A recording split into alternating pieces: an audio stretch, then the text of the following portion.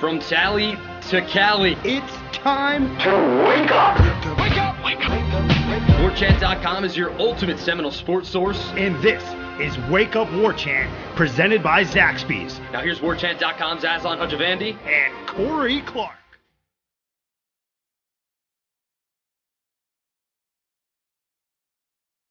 Wake up! We gotta observe quiet hours here at the Embassy Suites as we do edition of Wake Up War Chant. I'm Aslan. Corey's here as well. Wake Up War Chant is brought to you by Zaxby's. Go there, eat it. You'll love it. It'll change your life. I think maybe if Florida State, if they had a Zaxby's to go to, maybe the offense produced a little bit at a higher clip, Corey. I mean, yeah, that could be something. That could have been the missing ingredient. Speaking of ingredients, how about those ingredients at Zaxby's? Indeed. Right? Yeah. I mean, just the salad, premium quality white. Salad's what I roll with breast. almost always. Yeah. But obviously they make their bread. They make all their money on the chicken fingers. Just the sweet, sweet chicken fingers. I mean, they're not called chicken fingers. What I had we're recording this right now, 1:38 a.m. Central Time, so it's like 2:30 back on the East Coast. And the Uber Eats was slim pickings. By the way, though, do you know that Zaxby's actually in Tallahassee, they use Uber Eats? Man, it just keeps getting better and better. Yeah, so if there was a Zaxby's here in Omaha, I would have been able to get Uber Eats late at night and get me some Zaxby's. Oh, what I would do for a chicken finger box right now. I'm telling you. Corey had to go to vending machine, potato chips. Cookies. I just got some cookies. I just got some sort of quasi chicken parm that wasn't chicken parm. There's so much to talk about, Corey, but I'm so tired, and you have to do a bunch of work, and we have a whole big day of travel. I don't know if I'm gonna try to fly back. That's gonna be crazy if you get on the. We could do a podcast. We could do like a 4-hour podcast marathon session if you get in the car with me. Okay. Florida State falls to Texas Tech 4-1. It was an elimination game. Florida State's season comes to an end. Mike Martin's final year at the helm ends in Omaha. 2,029 career wins, 40 years, 40 straight NCAA tournament appearances, 40 straight seasons of 40-plus wins. No national championship.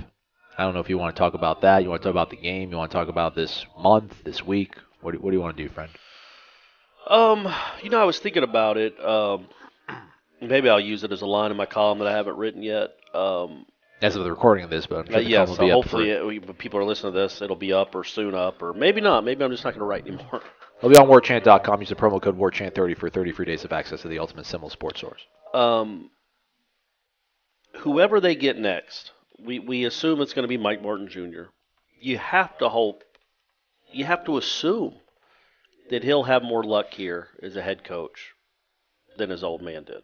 Florida State deserves some luck in Omaha. They just do. At the same time, Florida State was very, very lucky to have the guy they had as their head coach for the last 40 years. You can't have a better ambassador.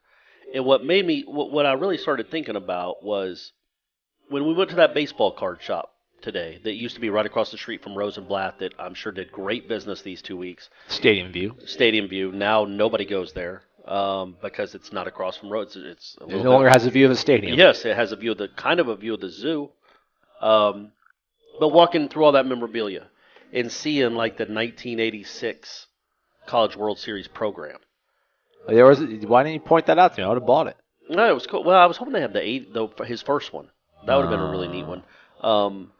But just seeing that and thinking about how much the game has changed and how much, obviously, the Omaha has changed. They're in a new stadium now. He's the last of that breed. The Gene Stevensons, the Rod Dedeaux, the Skip Burtman and Ron Frazier at Miami. Those guys he coached against all those guys, and some of them have been retired for decades. Some are dead. And he was still out here in Omaha with the team in 2019 trying to win a national championship. And it's just the era is over. And I don't mean the Mike Martin era is over. Of course it is. That era of college baseball now is officially over. It's done.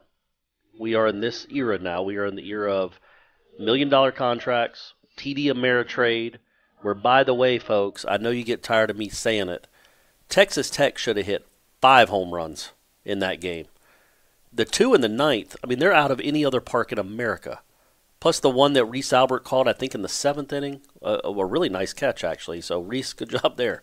That park is a joke. It's a joke. But either way, what the sport used to be and what it is now are completely different. But he was somehow able to bridge it. He just was, and still win for 40 consecutive years. Yeah, we get it. It's incredible. But it kind of made me a little melancholy. Like, we knew this was all coming. I'm not surprised they're not hoisting a national championship with this team. We all knew Mike Martin's career was going to end. It ended about as well as it possibly could have in Omaha, other than, winning it all. But it just reminds you of what the sport used to be and how different it is now. And he even touched on it in his press conference, how, even 5 years ago, if you had 2 guys throwing 90, you felt good about things. He's like, now we got 7. And they got secondary. The game is just, I don't know, it's a long soliloquy that means nothing. No, I like it. Keep going. It just kind of, again, paints the picture of a journey that has seen so many changes. So the sport is utterly different. Like, when I was talking to the guy at the Stadium View about, I remember my childhood when Maine was at the College World Series all the time. It's because it was regionalized. So a team from the Northeast had to go. So it would be Maine, or it would be like a Ivy League school. And then ESPN, this was his theory, the guy that owns the Stadium View. He's like, when ESPN started broadcasting the whole series, not just the championship game, but the whole series in the mid-'80s, they're like, look, we can't do this with Maine and Harvard. We need the best teams here. We need the marquee names. And so that changed. So the 86 season where they came the closest to probably winning it other than 99, Mike Martin, Illinois State was one of or Indiana State was one of the teams. Yeah. Loyola, like Harvard or Maine. Like, it was just a different sport. And anyway, it's just it just reminds you 40 years is so long. And for him to be almost still at the top of his game and having the 5th or 6th best team in the country, I don't know when what they'll be ranked when it's over. We'll say 6th. Finishing 6th in the country in his last season. Truly remarkable, disappointing, especially because the offense was just, I don't even know what to say about the offense, other than it was offensive. How about that? You like nice. that? I do like that. I don't like when I'm talking just now like I did for, it seemed like about 4 minutes, like 4.5 minutes. The more you talk, and the less literally I talk, it looked like better your eyes were about to just close completely. I'm tired. I'm just also like emotionally fatigued for him. Like, I don't even know. I don't know how to talk about without sounding patronizing, because I don't know Mike Martin. Right. But he's all I've known, though. I mean, literally my whole life. He's the only guy that's been the baseball coach at Florida State University, and now it's all over. And just, I was joking with the guys in the media room from Texas Tech. I'm like, did Texas Tech ever make it to the College World Series before Tim Tadlock showed up? And they're like, nah, never. Now we've been to 4 of them in the last 6 years. I'm like, you guys are here. You just eliminated Florida State. Coastal Carolina won this damn thing. Fresno State won the damn thing. Wait, Georgia won it 1 year? Didn't Georgia won it in 90, yeah. It's like almost won it in 08. Like, he couldn't, like, once. Just once, man. Everything couldn't line up for this poor guy. The guy and that's kind of, I know that it sounds patronizing. It's not. I mean, he deserved one. He deserved a couple. I'm sure, again, he made mistakes throughout the times he was here. Every coach does. And he won some games. JD hit a walk-off. They had some really nice moments out here, but by and large, what happens to them is Carter Smith hits a bomb to right center field, and the center fielder goes and makes the catch of his life to halt any type of momentum you might have from second and third, 1 out in the 8th inning of a 2-run game or whatever it was. It's just that's the stuff that happens to them, it seems like, all the time. Tim Becker misses a double by 4 inches. Robbie Martin misses a 2-run double by a foot. I don't know why it happens. I don't know. I'm not going to sit here and say that 11 coached poorly on last night. What did he do wrong? I don't know. Maybe personally, I don't know how you take J.C. Flowers out of the game and then don't put him back in the outfield. That way, I don't know. I assume you can do that. I don't know. And that way he can bat because he's one of your better hitters, and you wouldn't have been pitch hitting Alex Sanchez. Not that it would have mattered. And you could say you shouldn't have played Tim Becker, but who are you going to play? You had a righty side armor coming in and throwing 75 pitches. Anyway, it's just I don't know. I think in the 90s when I watched it when I didn't watch it as closely, I'm sure there were plenty of things that he did that you maybe shake your head in big moments out here, maybe. But by and large, I don't know what you throw at his feet for this one. No. Team stopped hitting. Just stopped hitting. I don't know. Going to JC in the 8th of a one-run game, I don't think that's a bad play. He's been your best pitcher all year. Just didn't work out for him. He strikes the kid out and he reaches. Other kids got two nice, one was an infield single, one was a bloop single. What are you going to do? And Texas Tech's good. That's a good team. Yeah. They're better than Florida State. Georgia was better than Florida State. LSU is better than Florida State. Arkansas is better than Florida State. I don't know if LSU was, though. I mean, I think LSU had better. Yeah, maybe not. Well, maybe. Yeah, you might be right. There wasn't much different. Georgia, I think, definitely was. I mean, those two guys that Florida State lit up are going to be first-round picks. Somehow they lit them up. I don't get it. I don't get what happened to the offense. I know Reese Albert needs surgery. And, every time they needed a big hit out here, they didn't get it. But it seems like that's kind of par for the course out here, unfortunately. So hopefully, whoever the next coach is, aren't they due mounds of luck out here?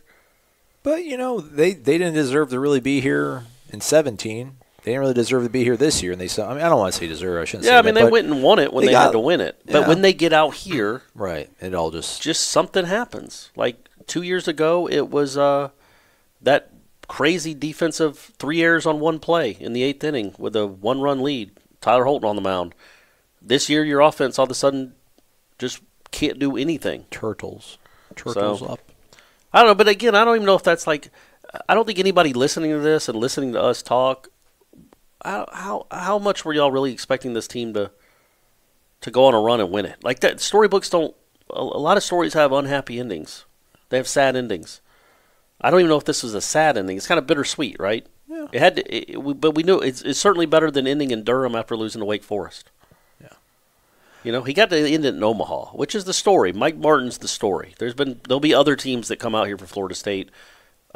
Maybe one will actually win it, but this team, this story, 2019, is Mike Martin's last game. Part of it is that there's a sense of, or like a lack of closure, I feel like, because he never talks about it. I mean, people try to ask him. I think in the most polite way you can ask somebody that's committed their life to this and hasn't been able to ultimately win the championship. But he always kind of deflects and pivots and kind of comes back around to, I'm glad that it's all about the players. It's not about me. But like, I don't know. For me, I guess it sounds rude to a certain degree. But like, I need to hear him just be like, man, this.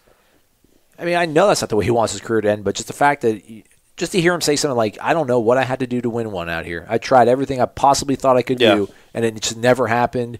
And it's going to eat at me to a certain degree. But I love my family. I got a great family. I've got great members of Florida State. I'll be all right. But yeah, I mean, I don't know. I feel like I need to hear something like that, which sounds so selfish. It's not about me. It's about him. But I thought it's not about him. It's about the players.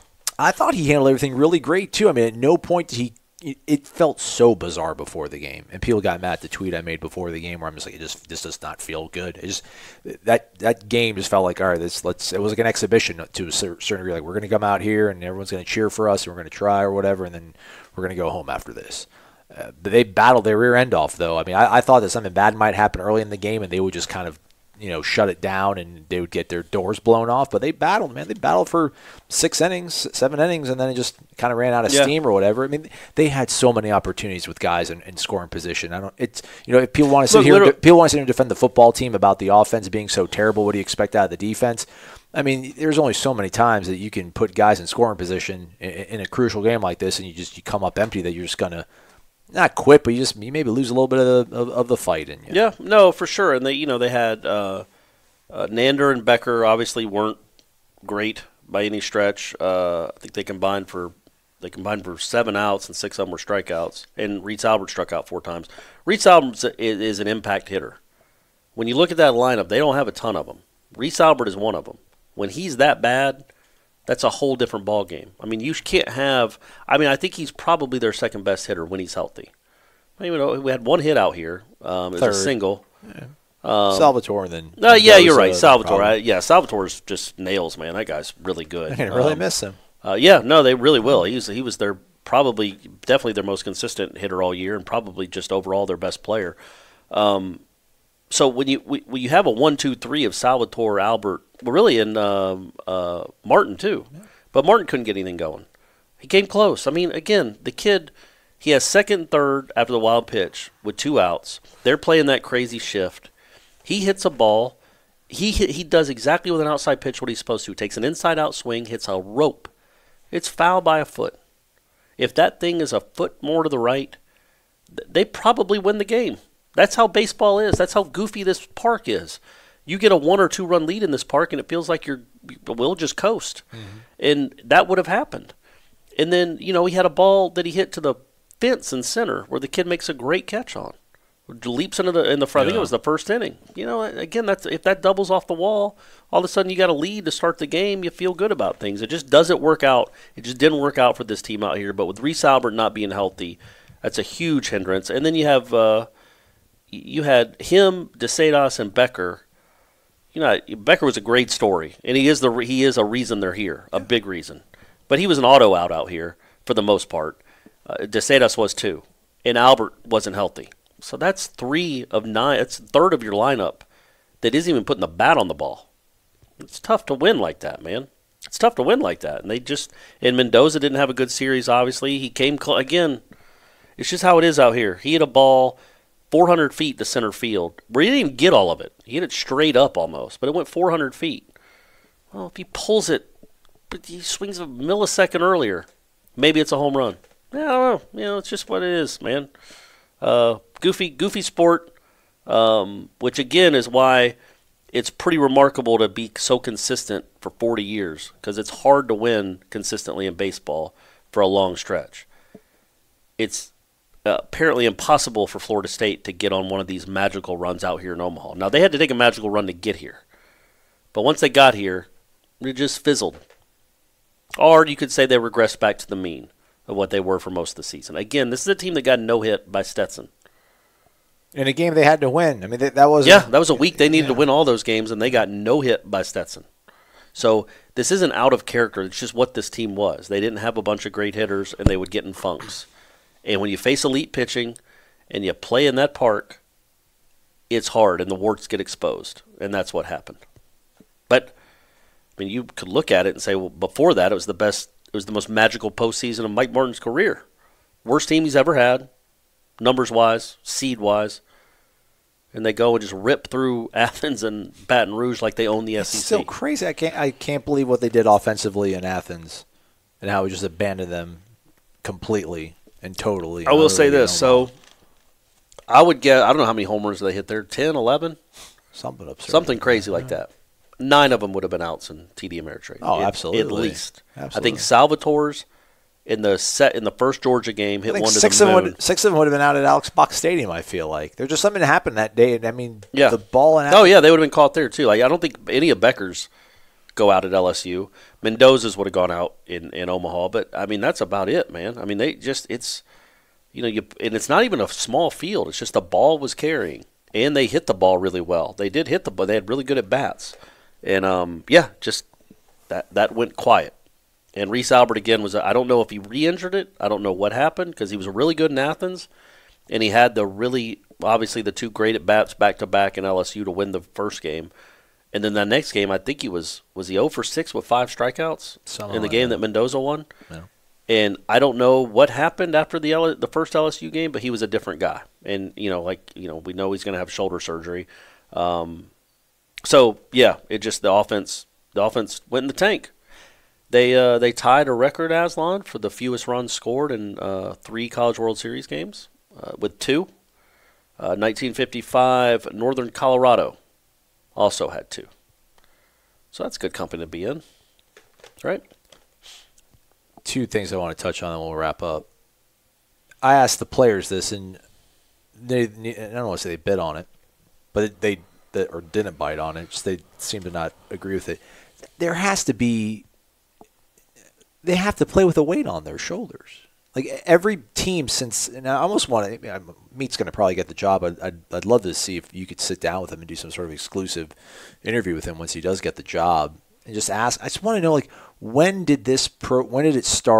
When did they start looking around and seeing banners and looking at their scrapbook and be like, man, we've been to Omaha how many times and we haven't won it? Kind of weird. Yeah. We've been there 7 times, guys, and we never won it. We've been there for 12. It's our 12th time together, guys. We have. At what point? Because they insist. And Mendoza and Reese Albert. Reese kind of opened the door a little bit about.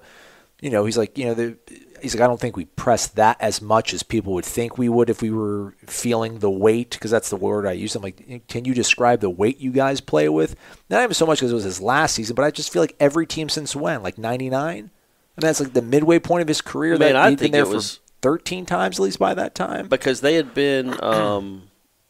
So how many times they've been 20? So they've been 6 times before he took over as head coach, and they hadn't won it then. And then I think I remember it, growing up a Florida State fan, that Eduardo Perez, when Eduardo Perez, he was everybody's All-American, he was like the player of the year, and I think they went 0-2 in barbecue that year. Even though they were number 1 in the country, they were the number 1 seed, and they go out there and lose their first 2 games. And I think that was like 91, and being like, man, what in the world? What goes on out there that they all of a sudden can't hit and they can't score and they can't win? Why? Why can Cal State Fullerton win one? Why can Rice win one and Florida State can't win one? And that was 28 years ago that I was saying that to my dad. Like I was complaining to my dad, like, screw this. Why can't they ever win?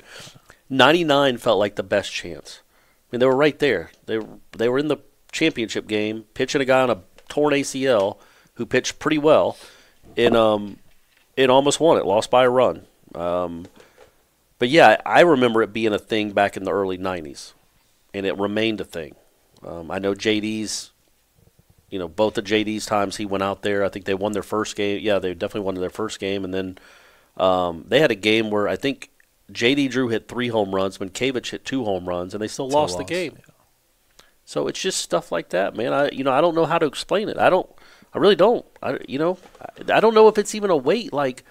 I don't know if it's a weight like Mike Martin's. Or what the Red Sox played with or the Cubs had played with, and See, yeah, and like does they at least had won one? I mean, granted, no one was alive for it. 80 years ago, but like did the guy miss? I know Bartman happened, but after that they hit a ball that should have been a double play or at least an out. And one of the Alex Gonzalez's, there were 2 shortstops at the time in the major leagues named that, just boots it. Like, did he boot it because of the Billy Goat? And the curse of the Billy Goat, did Wakefield let Boone hit the home run off him because of the curse of the Bambino? Like, I don't know how much that really plays into the weight of it. But then why did the Red Sox all of a sudden flip it? How'd they flip it? And I asked everybody. I mean, I asked Levin, I asked Reese. I don't know if I asked Reese. I think I asked Mendoza, and I asked Meat. I'm like, was there any point in the last 2.5 weeks where you guys thought, man, we might be able to do this? And Meat said, yeah, but he's like, every year, he's like, we think that it's going to be the year that we're going to, in his words, we're going to make it over the hump finally. Right. So, I mean, I just think that's got to play in their head, and that goes back to the tweet I made that got a whole bunch of people triggered. It felt so weird before the game. I think 11 tried to keep things as normal as he possibly could. Tyler Holt at one point just goes WWE heel turn and gets in Chip Baker's face, joking around yelling just to loosen up the dugout, right. Because it just felt like they knew that they were going to probably lose that game and everything was going to be that was that. But they battled well though. I mean, I really can't say that they came out flat or were scared or choked or played tense. I mean, that's the thing. I don't know. They fielded well. They only had, I don't think they had an error. They had Nelson missing the strike 3. It looked like he was crossed up. I don't know what happened there. But yeah, I mean, I thought they played a pretty clean game. They played pretty clean out here. I mean, they gave up 6 runs in 3 games. I know. That's pretty good. Crazy. A 2 ERA is pretty good. Now, it's not exceptional out here because everybody has a 2 ERA out here, but it's pretty good. And, they lost to a better team, and in baseball, it's the thing, man. You joke about it though, with the lack of offense, but every other game out here has been 5-3, 4-3. I mean, Vandy put 6 runs up. So Florida State, for whatever their woes were offensively, they pitched well. They did. They did really well. Connor Grady, I thought, was pretty dang good. Yeah, I don't think they didn't pitch well because the park helped them. I think they just pitched well. Well, again, though, today I really think that could have been a 9-run. Texas Tech could have had 8 or 9 runs. I don't remember watching that. Then I'll take your word for it. I mean, they hit some bombs that were caught. But yeah, man, I just think baseball, it's like sports in general, man. Like, growing up being a Braves fan, should they have won more than one? Yeah. Do I feel upset about 96 and then blowing that? Sure. That would have been awesome to win back-to-back. But in any sport, if you give yourself enough, this is what I've always said, it's my edict, my motto my whole life. If you give yourself enough chances, eventually you'll win one. For whatever reason, it never happened for that guy. I don't get it. He gave himself 17 chances. It's hard to get to the College World Series. He got there 17 times and was like 1 or 2 games away from getting there 30 times. I mean, he was always in the running for it. And so when you give yourself that many chances with good teams and capable teams, well, you know what? You're supposed to win a couple. And I think it might just, I remember back when Leonard couldn't get to the tournament, his first 6 years. And it was a message board post on War Chant, I think. And I can't remember who posted it. But people were bringing up the bad luck that Leonard had. Tony's broken hand. Alexander Johnson getting crazily ejected from the Duke game when they would have won. And that would have gotten him in the tournament because they would have won at Duke. And he got ejected for nothing, really. And Leonard had some bad luck. And then one of the posters was like, you know what? Then why don't we get a coach that has good luck? You know what I mean? Like, can we not find a coach that has good luck? We're not saying he's a better coach than Leonard, but let's go find a guy with a rabbit's foot. And so maybe whoever's next, this program is set up, man. The foundation is solid. Maybe whoever takes over next is not going to be a better coach than 11. Maybe he just gets lucky. You could look at anybody that's won the baseball championship out here, including certainly last year. It takes some crazy amount of luck to go through there's always 1 or 2 plays or 3 or 4 plays where you're like, man, if that goes a different way, we don't even make it to Omaha. Or if we do make it to Omaha, we don't even get to the third game. Oregon State winning because a guy can't catch a pop-up. Or Arkansas losing because they couldn't catch a pop-up. I mean, does that make Dave Van Horn a bad coach? He's just unlucky. But when does that start becoming the Dave Van Horn thing? Gets out here all the time, can't win it. Yeah. Maybe that'll be a saddle on him, but I don't know. I'm rambling again, but you give yourself enough chances like 11 has. He should have gotten 1 or 2. But also I'll say this, if he had won it in 86 or 99, that wouldn't make him a better coach than he is right now. That would, instead of 20-29 wins, he'd have 20-30. But it would be better for his resume. But I don't think one win, what would that be, 33 years ago over Arizona in the championship game, it still would have been 33 years since he won a title. There's never been a coach in the history of coaching that's finished his career 33 years after winning their last title. You know what I mean? Right. So to feel like, God, it's been 30. He hadn't won one in 33 years, so. I think then people would have parsed it and gone to your whole, back then it was a whole different game. I mean, there was no super. There was only 40. And it was 6 region. It was 16. It was a regional. Yeah. And it was It wasn't 64 teams. No, it wasn't. It was regionalized. You talk about they got to play Loyola, Indiana State, Maine. Yeah. So they would have denigrated and tried to cheapen it. It's a bummer, man. It's a bummer. It's a bummer they didn't win a national championship, but. No Florida State fan can be upset with what the baseball program has been for 40 years. And more importantly, who's been the face of it. The guy's just been a great ambassador. And if you guys, I don't know if you've seen the press conference, go watch it. The one that was filmed, the post-game press conference afterwards. Obviously the one that you got too. But then the main one, the guy just, he's always great after that. When his heart's broken. He's not coaching anymore. But all he did was smile and make jokes. And I asked him I was like, did you allow yourself to enjoy it? You knew it was your last time. You obviously were here to win a championship. It didn't happen. But even in the midst of being out here, did you allow yourself to just soak it up and enjoy it, knowing it was your final time? And he's like, well, I wouldn't give myself an A on that. He's just too competitive. Yeah. And it really, as much as the people listen to this, it bothers them. Think about being a coach for 40 years and winning 2,029 games, and not one of them was a national championship game, when every year you're a top 10 caliber team. You can't, it's not luck to be top 10, top 15 every year and win that amount of games. It means you've developed something, and you've developed a consistent program. It is insanely bad luck for not one of those wins to be a national championship win. It's just crazy. It'd be like if North Carolina had never won a basketball championship. Like if what's-his-name doesn't throw it to Worthy, the Georgetown kid, or if Weber doesn't call the timeout.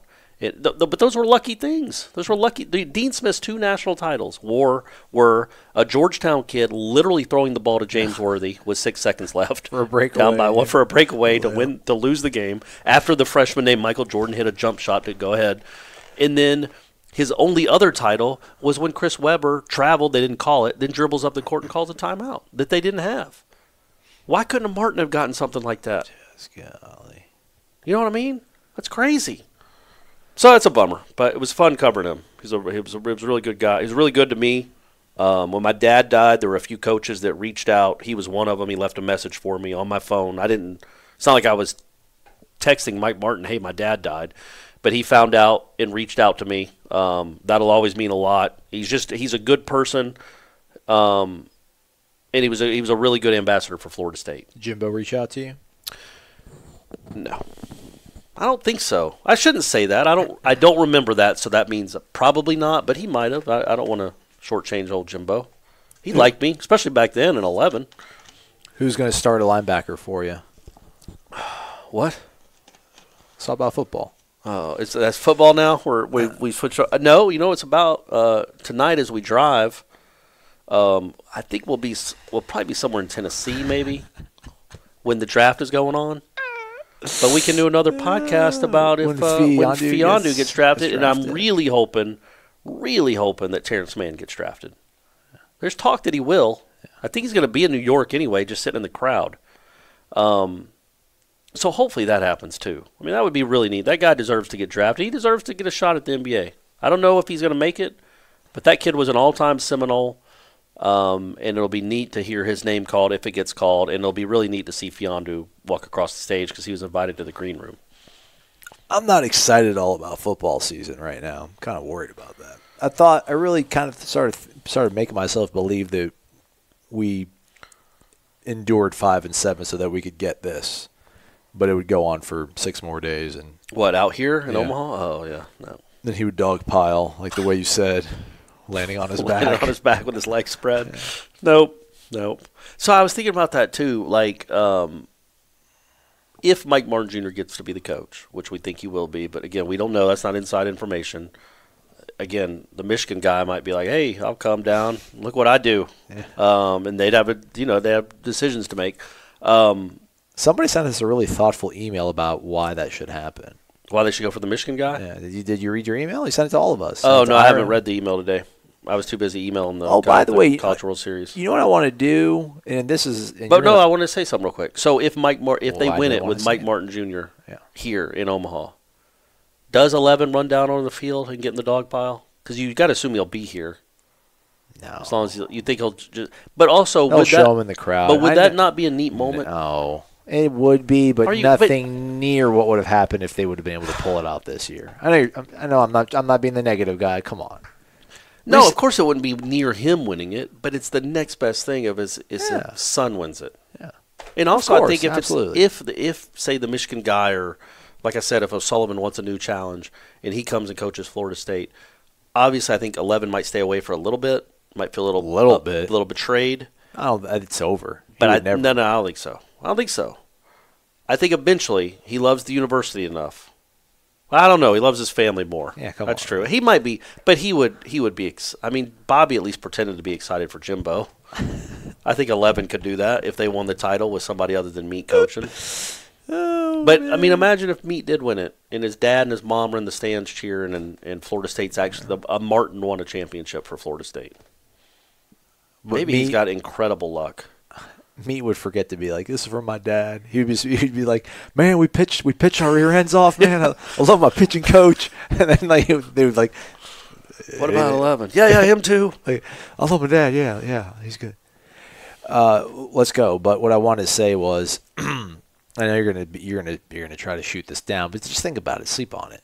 Okay, you're about to sleep on it as you say it. I can see it in your eyes. I don't want to say it too loud because we're in a hotel room right now at 2 in the morning. 3 in the morning on the East Coast. Golly, man. Sorry, you haven't even wrote your column yet. I know. I want you to read your column on the show. Like, I want you to read your column in your sarcastic, witty voice. Which column? The column I'm about to write? Any column. Oh. Like, every time you write a column. Oh, I can do like an audio book, yes. like an audio column. And then I'll read the quotes. So, it was a really tough way to end the season, but I'll always be grateful for playing for Coach Mike Martin, said Drew Mendoza. And then, boom, you go back and you start, Okay, all right. I think maybe not all of them, but because there's a couple of columns you wrote in the lead up to this. I'm like, man, because I read with tone because I'm a psycho, and I'm like, I'd love to hear Corey read this column. Never even thought about that. Yeah, like story time with Corey. And that'd be guys. That's just 99 cents on iTunes for each column. So if I write 6 in a week, that's only $6. That's like a cup of coffee. Yeah. Just to hear me read my column, my 1,000-word column. Yeah, man, I think one of I don't have a lot of strengths as a writer, but one of them is I'm told this a good amount of times, is you can almost hear me talking as you read it. If you know me, the people that know me, is like I can hear you saying those things. Exactly. And that's kind of how I write. I write as if I write almost conversationally. Very conversationally. So I appreciate that. I will, if I write something worth reading on air, as soon as we're done here, which I can't imagine I will because I'm really tired and hungry, I will read it tomorrow somewhere in Missouri. But you'll have to drive so I can look down and read my column. You're really putting the guilt on me, like if I try to fly home. So what's the deal? So you'd have to get you'd try to look in to see about a flight tomorrow? No, because all the flights tomorrow are absurdly priced. I'd have to fly back on Friday and just stay in a dumpy hotel tomorrow night, Thursday night, and then fly out Friday. It doesn't even seem like a decision at all. It doesn't even seem like a decision. You can get in the caravan, Brady in the back watching whatever he's watching, movies. Me and you listen to our podcast. You could do work. I could dictate a column to you. Let's just leave right now. Screw that. Put Brady in the car. I'll take us. I can drive for 6 hours. And we'll just sleep somewhere. We'll wake up and then we'll just plow 12 hours through on Thursday. I'd rather drive 18 when we wake up and just get in at 6 in the morning. There's no way you could drive. Look at you, man. You think I would trust you to drive me 6 hours right now? I'm just being calm and quiet because we have room. We have neighbors. Crazy. No chance. All right. He's Corey. I'm Maslon. Love you guys. We'll be back sometime. The universe is a big place, so you should feel especially lucky you ended up on the same planet with Zaxby's. And right now, we're cooking up our special Cajun Spice Blackened Chicken for our Cajun Club Sandwich and Black and Blue Salad. It's an intergalactically delicious taste experience, and you don't have to travel light years to get it. The Cajun Club Sandwich and Black and Blue Salad, only at Zaxby's.